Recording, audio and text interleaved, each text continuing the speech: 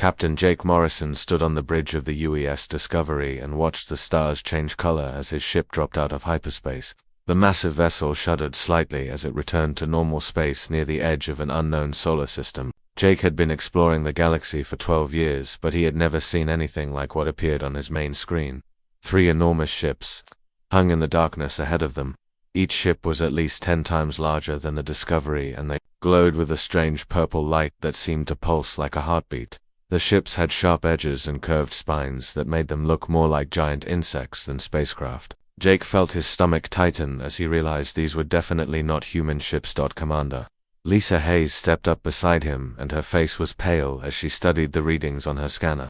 Lisa was the best scientist on the ship, and she had studied alien life for most of her career, but she had never actually met any living aliens before today. Her hands moved quickly over her controls as she tried to gather as much information as possible about these strange vessels. The communication officer turned toward Jake, and his voice was shaky when he spoke. The alien ships were sending a message on all frequencies, and it was being translated by the ship's computer. The message was simple, but it made everyone on the bridge go silent. The aliens wanted to meet with the humans, and they were demanding that the Discovery follow them to their homeworld immediately. Jake looked around at his crew and saw fear in their eyes, but he also saw determination. They had come out here to make contact with alien life, and now they had found it. He gave the order to follow the alien ships, and the Discovery began moving deeper into the unknown system. The journey took 3 days, and during that time the alien ships never answered any of Jake's attempts to communicate with them. They simply flew ahead in perfect formation while the Discovery followed behind like a lost child. Lisa spent the entire time studying the alien ships and trying to understand their technology, but most of what she learned only made her more worried. Alien ships were using power sources that were far beyond human understanding. Their weapons could destroy planets, and their shields could stop anything humans had ever built. Lisa realized that if these aliens wanted to destroy the Discovery, there was nothing the human ship could do to stop them. When they finally reached the alien homeworld, Jake could not believe what he saw. The planet was covered in massive cities that stretched from pole to pole, and millions of ships moved between the cities like insects around a hive. But what made Jake's blood run cold was what he saw in orbit around the planet. Thousands of different types of spacecraft hung in space around the world, and none of them looked like they came from the same species. Some ships were long and thin, like needles, while others were round like bubbles.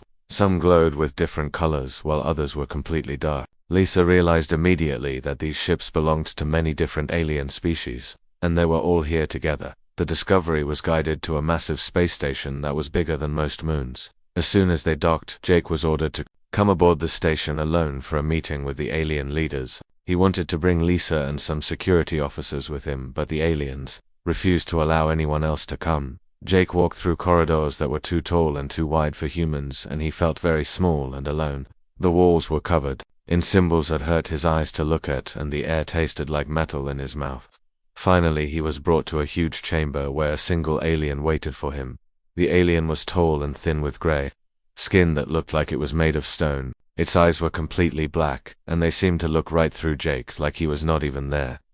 When it spoke, its voice came from speakers in the walls because it did not have a mouth that humans could understand.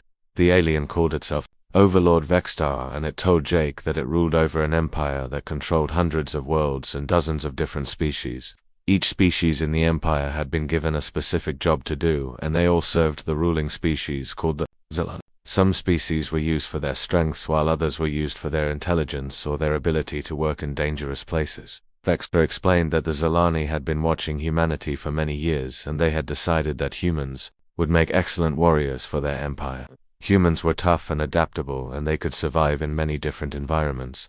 The Zilani wanted to add humanity to their empire and give them the honor of serving as soldiers in their great army. Jake tried to explain that humans were not interested in joining any empire, and that they preferred to remain free and independent. He told Vexter that humans would be happy to trade with the Zilani and share knowledge, but they would never accept being ruled by anyone else. Vexter's response chilled Jake to the bone. The alien showed him recordings of other species that had refused to join the Empire. Jake watched in horror as entire worlds were destroyed and billions of beings were killed or captured. The survivors were taken away and their bodies were changed so they could better serve their new masters. The alien gave humanity 30 days to surrender completely or face the same fate as all the other species that had dared to refuse the great Zalani Empire. Jake was sent back to his ship with this terrible message and orders to return to Earth immediately to deliver the ultimatum to his leaders. As the Discovery raced back toward human space, Jake knew that everything had changed forever, and that humanity now faced the greatest threat in its entire history.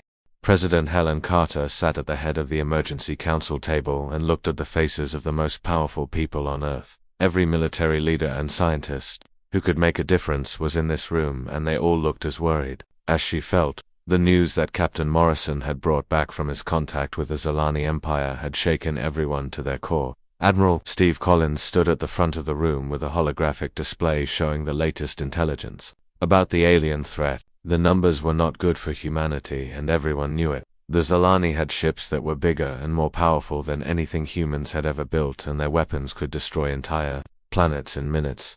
Steve had spent his entire career preparing for wars against other humans, but this was something completely different. The Zalani Empire controlled hundreds of worlds and had been conquering species for thousands of years. They had technology that was so advanced it might as well have been magic, and they had armies made up of dozens of different alien species. The worst part was that humanity only had 30 days to make a decision. They could surrender and become slaves in the Zalani Empire, or they could fight and probably watch their entire species get wiped out. Either choice seemed like the end of everything humans had ever worked to build. Dr. Marcus Webb raised his hand and asked permission to speak. Marcus was the smartest physicist on Earth, and if anyone could find a solution to this problem, it would be him. He walked to the front of the room and began explaining an idea that was so crazy it might actually work. Marcus called his plan Operation Starbreak, and it was based on something that had never been tried before. If they could overload the quantum cores of 3 large ships at exactly the same time, they could create a massive explosion that would tear a hole in space itself. The explosion would create what he called a quantum cascade that could trap an entire enemy fleet in a pocket dimension. The room went completely silent as everyone tried to understand what Marcus was suggesting.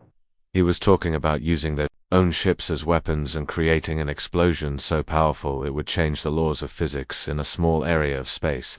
If it worked, the Zalani fleet would be trapped in another dimension for hundreds of years. General Patricia Lee was the first person to speak up, and she was not happy with what she had heard. She pointed out that Marcus was talking about a suicide mission that would require hundreds of people to sacrifice their lives with no guarantee that the plan would even work. She argued that there had to be another way to fight the aliens without asking so many people to die. But Admiral Collins shook his head and explained that they had run every possible simulation and there was no other way to win. The Zalani had too many ships, and their technology was too advanced for humans to fight them in a normal battle. Operation Starbreak was dangerous and terrible, but it was the only chance humanity had to survive. President Carter asked Marcus to explain exactly what would happen to the people on the ships that carried out this mission. Marcus looked down at his hands and spoke very quietly when he told her that everyone involved would die instantly when the quantum cores exploded. There was no way to survive being at the center of that kind of explosion. The room erupted in arguments as military leaders and politicians debated whether they could ask people to sacrifice their lives for a plan that might not work. Some people said that no mission was worth the lives of so many good people, while others argued that a few hundred deaths was better than the extinction of the entire human race.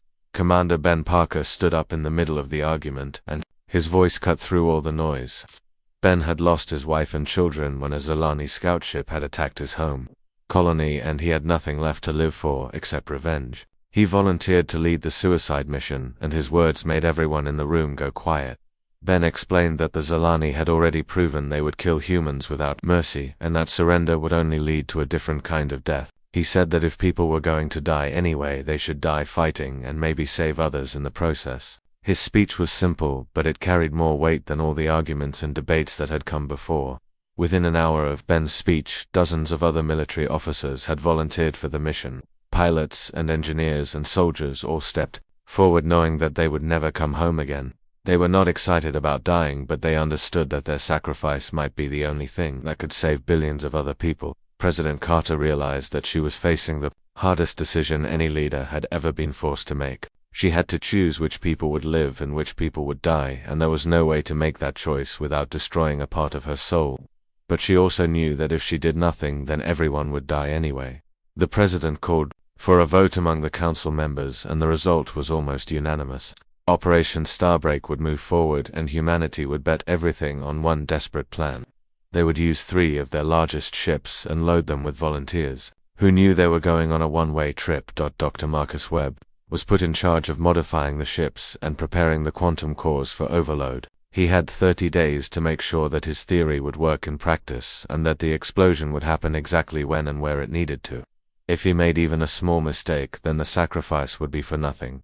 Admiral Collins began the process of selecting which ships would be used for the mission and which crews would have the honor of carrying it out. The ships would need to be fast enough to reach the target area and tough enough to survive long enough to complete their mission. More importantly, they would need crews who were brave enough to face certain death. As the meeting ended, President Carter looked around the room at all the people who would help carry out this terrible plan. She knew that she was asking them to do something that no human leader had ever asked before.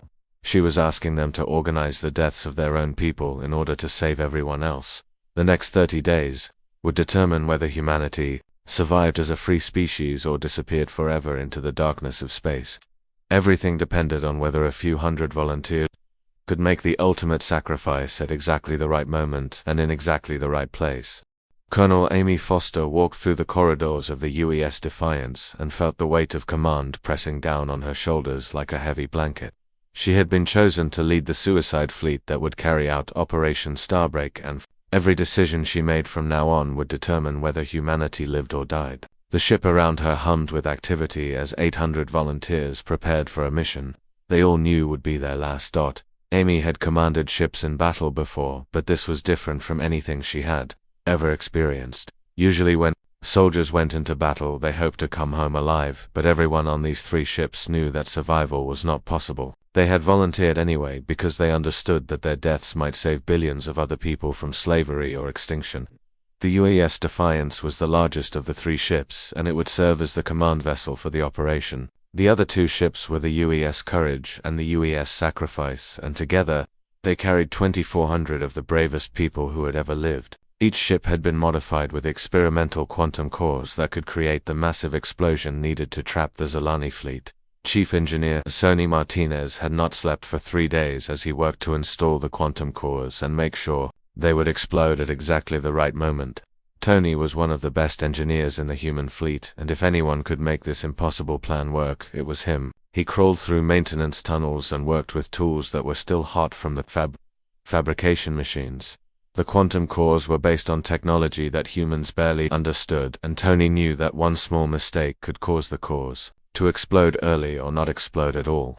Either outcome would mean that the sacrifice of 2,400 people would be for nothing and humanity would still face extinction at the hands of the Zilani Empire. Communications officer Rachel Stone sat at her station and monitored messages coming in from across human space. Word of Operation Starbreak had leaked out despite efforts to keep it secret, and people on every human world were sending messages of support to the volunteer crews. Children drew pictures of the ships and families recorded videos thanking the volunteers for their sacrifice. But Rachel was also receiving messages from an unexpected source. Alien resistance groups on worlds controlled by the Zilani Empire had somehow learned about the human plan, and they were sending coded transmissions with information about Zilani weaknesses. These enslaved species had been waiting for someone to stand up to their masters, and humanity's defiance had given them hope. Dr. Kelly Pierce worked in the ship's laboratory studying the quantum calculations that would make Operation Starbreak possible. Kelly was responsible for making sure that the 3 quantum cores would create a cascade effect when they exploded together. The timing had to be perfect down to the microsecond, or the explosion would not create the dimensional rift that could trap the enemy fleet. Kelly had discovered something amazing in her calculations that she had not expected. The quantum cascade would not only create a dimensional prison for the Zilani ships, but it would also send out energy waves that could break the mental conditioning used to control enslaved species. The explosion might free thousands of alien slaves across the galaxy and give them a chance to fight back against their oppressors. Lieutenant Chris Roberts sat in his quarters, recording a message for his 5-year-old daughter back on Earth. Chris was a pilot who had volunteered for the mission, even though it meant he would never see his child grow up. He tried to explain to her why Daddy had to go away and why sometimes good people had to make hard choices to protect the people They loved that. The recording was difficult to make because Chris kept breaking down when he thought about never seeing his daughter again. He wanted to tell her that he would always be watching over her, but he knew that might not be true. All he could do was hope that his sacrifice would give her a chance to grow up in a world where humans were free to make their own choices. Captain Don Shaw commanded the UES Courage, and he spent his time visiting with every member of his crew to make sure they were ready for what was coming. Don had served in the military for 20 years, and he had never met braver people than the volunteers who had joined this mission. They came from every part of human space, and they all had families and friends who would miss them.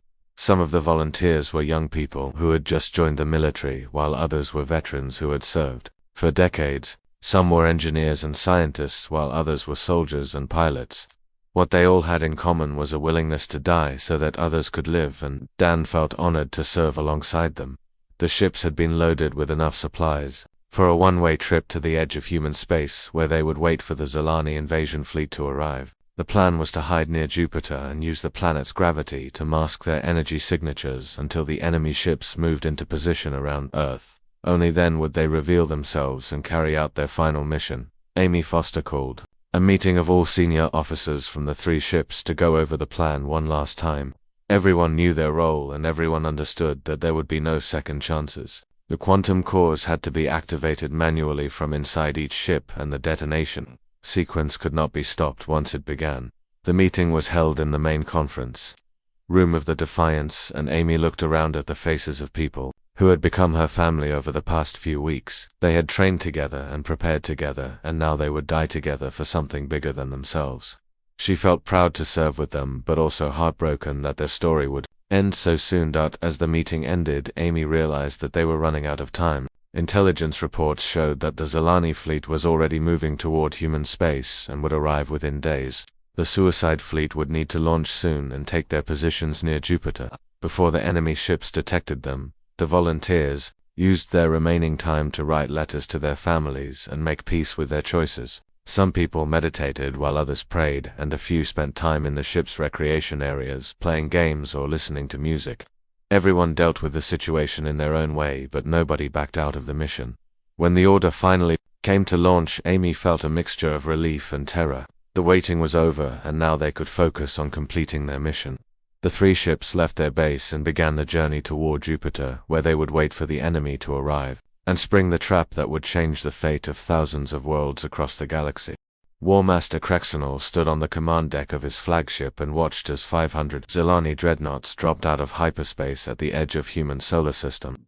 Each ship was a masterpiece of destruction that could turn planets into dust and enslave entire species with weapons that had been perfected over thousands of years. The sight of so much power gathered in one place should have filled him with pride, but instead he felt only boredom. The Zilani had conquered so many species over the centuries that it had become routine. First, they would demand surrender and offer the target species a place in their empire. If the species refused, then the Zilani would demonstrate their power by destroying a few planets. After that, most species would beg to join the empire rather than face complete extinction. Krexenol expected humans to follow the same pattern as every other species they had encountered.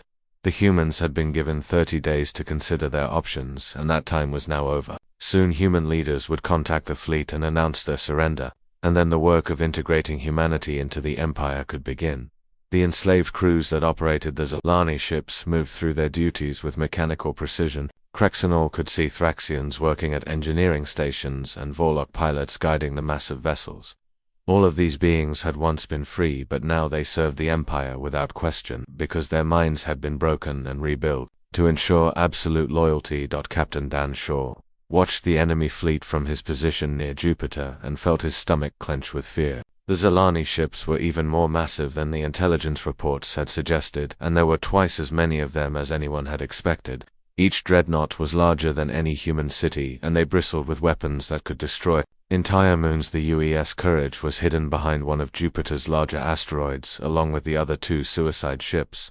Their quantum cores were fully charged and ready to detonate, but they had to wait for the enemy fleet to move into the right position before they could spring their trap. If they revealed themselves too early, the Zilani would simply destroy them before they could complete their mission. Dan studied the tactical display and tried to count all the enemy ships, but there were too many to track individually, he realized. that even if Operation Starbreak worked perfectly, there would still be Zilani ships scattered across the galaxy that could threaten humanity in the future. This mission would buy time, but it would not end the threat completely. On Earth, General Nick Murphy coordinated the planetary defense systems and tried to prepare for a battle that everyone knew could not be won. The human fleet had been moved into position around the planet, but their ships looked like toys compared to the massive Zilani dreadnoughts that were approaching. Nick knew that his job was to make the enemy think that humans were preparing for a conventional battle. The general watched his tactical screens and saw hundreds of human ships taking defensive positions around Earth and the other inner planets. The pilots and crews of those ships believed they were going to fight a real battle, and Nick could not tell them the truth about Operation Starbreak. They had to act like they expected to win, or the Zilani might become suspicious. Meanwhile, Colonel Amy Foster waited aboard the UES Defiance and monitored communications from the enemy fleet. The Zilani were broadcasting demands for humanity's immediate surrender and threatening to destroy every human world if their ultimatum was not accepted. Amy knew that President Carter was buying time by pretending to negotiate, but the charade could not last much longer. Chief Engineer Tony Martinez made final adjustments to the quantum cores and ran diagnostics on the detonation systems. Everything looked perfect, but Tony knew that they were dealing with experimental technology that had never been tested under combat conditions. One system failure could doom the entire mission and condemn humanity to slavery or extinction. The quantum cores were contained in specially reinforced chambers deep inside each ship, and they hummed with barely controlled energy. Tony could feel the vibration through the deck plates, and he knew that they were sitting on top of weapons that were powerful enough to crack planets. The thought of what would happen when they exploded made him dizzy, but he forced himself to focus on his work. Dr. Kelly Pierce monitored the quantum field fluctuations and watched for any signs that the cores were becoming unstable. The energy readings were higher than anything she had ever seen, and she worried that the cores might explode prematurely if they were subjected to any kind of shock. One stray shot from an enemy weapon could trigger a detonation before the ships reached their target position. Communications officer Rachel Stone intercepted a message that made her heart race with excitement. The transmission was from a Thraxian engineer aboard one of the Zilani ships, and it contained detailed information about weak points in the enemy's defensive systems.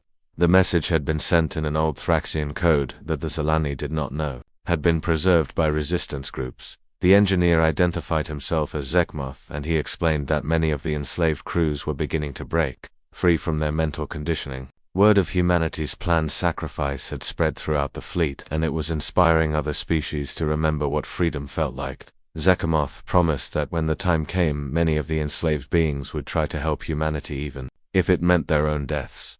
Rachel realized that Operation Starbreak might have effects that nobody had anticipated. If the quantum cascade could break the mental conditioning of enslaved species, then the explosion might trigger a massive rebellion throughout the Zilani fleet. Thousands of aliens who had been forced to serve their oppressors might suddenly remember who they really were and turn against their masters. The Zilani fleet moved deeper into the solar system and began taking positions around Earth just as the human strategists had predicted. War Master Krexenor was confident that this show of force would convince the humans to surrender without a fight. He had seen it work hundreds of times before, and he expected this conquest to be just as easy as all the others. But Krexenor did not know that 3 human ships were waiting in the darkness near Jupiter, and that their crews had already accepted death in exchange for freedom. He did not know that his own enslaved crews were planning to rebel against him. Most importantly, he did not know that humanity had chosen to fight rather than surrender, and that their choice would change the fate of thousands of worlds across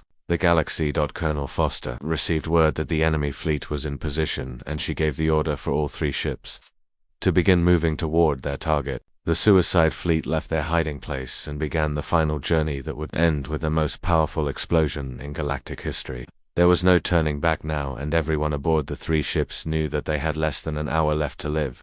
Colonel Amy Foster stood on the bridge of the UES Defiance and watched as the 3 suicide ships moved into their final positions at the center of the Zilani fleet. Around them, 500 massive enemy dreadnoughts hung in space like sleeping giants waiting to deliver death to humanity.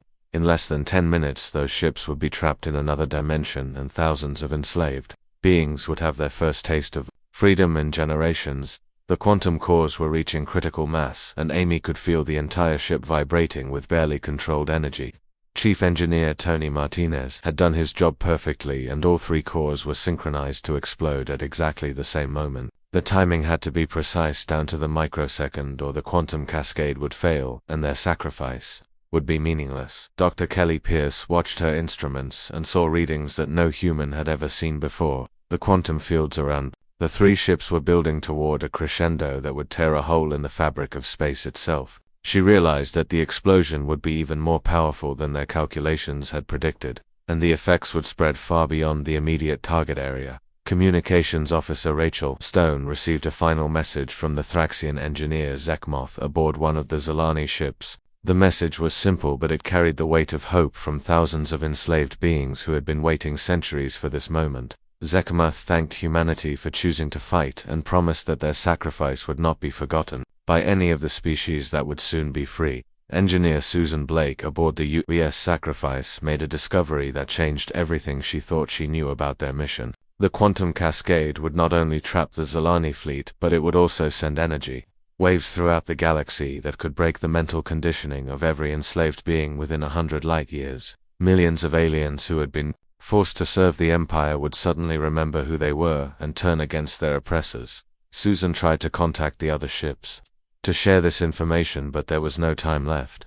The quantum cores were too close to detonation, and any interference with the process could cause a catastrophic failure. She realized that they were not just saving humanity, but liberating an entire section of the galaxy, and the knowledge filled her with a peace she had never felt before. Captain Don Shaw walked through the corridors of the UES Courage and visited every member of his crew one last time. These brave men and women had volunteered to die for people they would never meet, and Don wanted them to know how proud he was to serve alongside them. Many of the crew members were young people who should have had decades of life ahead of them, but they had chosen to give up their futures so that others could have won.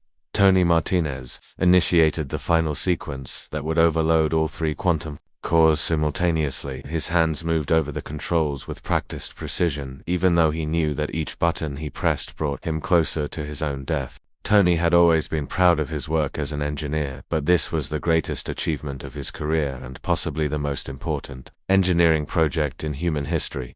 The quantum cores began to emit a high-pitched whine that could be heard throughout all three ships. The sound grew louder and more intense as the energy levels approached the critical threshold that would trigger the cascade. Everyone aboard the Suicide Fleet knew that when the sound reached its peak, they would have only seconds left to live. Amy Foster opened a communication channel that would broadcast her final words to the entire galaxy. She wanted every species that was listening to understand why humanity had made this choice and what it meant for the future of freedom everywhere. Her voice was calm and steady as she spoke words that would be remembered for thousands of years. She told the galaxy that humanity refused to accept slavery and that they would rather die as free beings than live as servants to the Zalani Empire. She explained that their sacrifice was not just about saving humans, but about proving that freedom was worth fighting for, even when the odds seemed impossible. Most importantly, she wanted every enslaved being to know that they were not alone, and that someone was willing to die for their freedom. Warmaster Krexnor finally realized that something was wrong when his sensors detected the three human ships at the center of his fleet. The ships were too small to pose any threat to his massive dreadnoughts, but their energy readings were off the charts. Before he could order his ships to destroy the human vessels, his science officers reported that the energy signatures were unlike anything they had ever seen. The Zalani commander tried to contact his ship captains and order them to retreat, but it was already too late. The quantum cores had reached critical mass, and nothing in the universe could stop what was about to happen. Krexnor had conquered dozens of species during his long career, but he had never encountered any group that was willing to destroy themselves rather than surrender. On Earth, President Helen Carter watched the tactical displays and waited for confirmation that Operation Starbreak had succeeded. The entire planet held its breath as 2,400 volunteers prepared to make the ultimate sacrifice for their species. Helen knew that she would carry the weight of this decision for the rest of her life, but she also knew that it was the only choice that could save humanity. The quantum cores reached critical overload, and Amy Foster spoke her final words to the crew of the Suicide Fleet. She told them that they were the bravest people who had ever lived, and that their names would be remembered forever by every free being in the galaxy. She thanked them for their service and their sacrifice, and told them that humanity would never forget what they had done. The explosion began deep within the quantum cores and spread outward at the speed of light. The 3 ships vanished instantly as they were consumed by forces that could reshape reality itself. The explosion created a massive rift in space that engulfed the entire Zilani fleet and dragged 500 dreadnoughts into a pocket dimension, where they would remain trapped for centuries. But the most amazing effect of the explosion was not the destruction of the enemy fleet. Energy waves spread out from the blast site and washed over thousands of Zilani ships throughout the galaxy. Wherever the waves touched them, the mental conditioning that controlled enslaved crews began to break down, and millions of beings remembered what it felt like to be free. The sacrifice of 2,400 humans had accomplished something that no one had thought possible. They had not only saved their own species, but had triggered the largest slave rebellion in galactic history. The Zilani Empire that had ruled for thousands of years began to crumble as its own slaves turned against their masters and fought for the freedom that humanity had died to give them.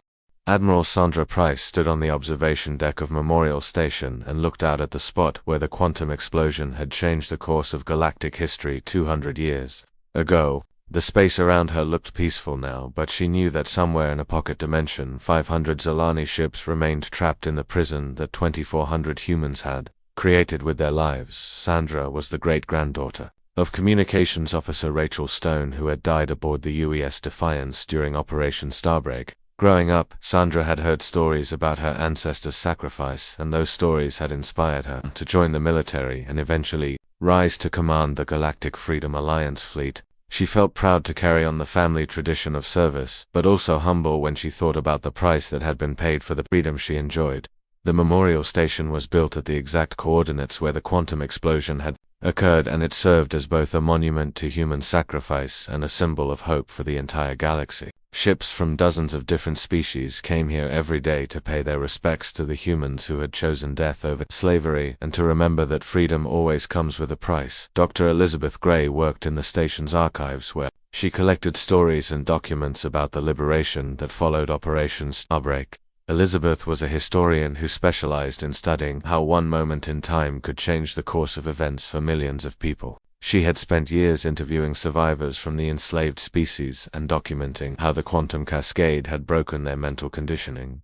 The stories Elizabeth had collected were amazing and heartbreaking at the same time. She had talked to Thraxian engineers who remembered the exact moment when their minds became their own again. She had interviewed Vorlok pilots, who described how they suddenly realized they were flying ships for their oppressors and immediately turned their weapons against the Zilani commanders who had enslaved them. One of the most powerful stories came from Zekmoth, the Thraxian engineer who had sent coded messages to the human suicide fleet. Zekmoth had survived a rebellion that followed the quantum explosion and had gone on to become a leader in the new Thraxian government. He told Elizabeth that the moment he felt his mind become free again was the most beautiful experience of his entire life. The Galactic Freedom Alliance that now governed most of the known galaxy was based on principles that humanity had demonstrated. During Operation Starbreak, every member species was treated as an equal partner and decisions were made by consensus rather than force. The Alliance had its problems like any government, but it was a vast improvement over the brutal empire that had ruled for thousands of years before the humans arrived. President Linda Walsh of the Alliance Council gave a speech every year on the anniversary of Operation Starbreak to remind people of what had been sacrificed for their freedom. Linda was human, but she represented dozens of different species who had all benefited from humanity's choice to fight rather than surrender. Her speeches were broadcast across the galaxy and listened to by billions of beings who owed their freedom to 2,400 volunteers. The Thraxians had become humanity's closest allies in the years following the liberation, and they had shared advanced technology that helped humans explore and colonize new worlds. The Thraxian gift of quantum communication allowed instant messages to be sent across the galaxy, and their medical knowledge had extended human lifespans by decades. But the most important thing the Thraxians shared was their gratitude for what humanity had done. Other former slave species had also joined the Alliance and contributed their own unique abilities to the common good. The Vorlok were natural pilots who helped establish trade routes between distant worlds. The Kalani were gifted scientists who worked alongside humans to develop new technologies. The Mordok were skilled craftsmen who built the ships and stations that connected the Alliance worlds together. Commander Jake Morrison, the grandson of Captain Jake Morrison, who had made first contact with the Zilani, worked as a diplomatic officer, helping newly freed species adjust to life in the Alliance. The younger Jake had inherited his grandfather's sense of duty and his ability to understand different cultures. He spent his time visiting worlds that were still recovering from centuries of slavery and helping their people rebuild their societies. Jake often thought about the choice his grandfather had faced when he first encountered the Zilani Empire. Captain Morrison could have recommended that humanity surrender and avoid the terrible war that followed. Instead, he had brought back the intelligence that made Operation Starbreak possible, and his decision had changed the fate of the entire galaxy. The quantum rift that trapped the Zilani fleet was finally beginning to weaken after 2 centuries, and Alliance scientists estimated that it would collapse completely within the next few years. When that happened, the 500 dreadnoughts would return to normal space, and the galaxy would have to face the Zilani threat once again. But this time would be different because the Alliance had grown strong, and the enslaved species were now free to fight alongside their liberators. Admiral Sandra Price had been chosen to command the fleet that would face the returning Zilani ships when the rift finally collapsed. She felt the weight of that responsibility, but she also felt confident that the Alliance was ready for whatever emerged from the pocket dimension.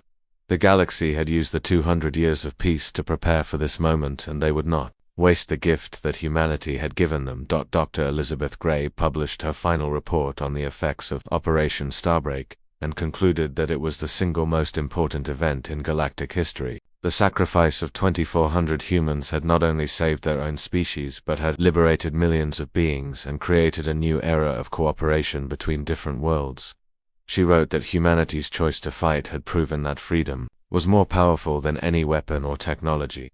The memorial station maintained an eternal flame that burned in the center of the main hall to honor the memory of everyone who had died during Operation Starbreak. Visitors from across the galaxy came to see the flame and to read the names of the 2,400 volunteers who had given their lives for freedom. Children of many different species learned about the humans who had chosen certain death to ensure that others could live free. President Helen Carter's final words before Operation Starbreak were carved into the wall beside the eternal flame, and they served as the unofficial motto of the Galactic Freedom Alliance. She had said that humanity chose not just to survive, but to ensure that freedom survived with them, and that this would be humanity's gift to the galaxy. Those words had proven to be prophetic because freedom had indeed survived and spread to every corner of known space. As Admiral Sandra Price prepared to leave Memorial Station and return to her duties, she took one last look at the eternal flame and thought about her ancestor who had helped make this moment possible. The galaxy was not perfect and there were still challenges to face, but billions of beings were free to make their own choices and determine their own destinies. That freedom had been purchased with human blood, and it would be defended with human courage for as long as the stars continued to shine.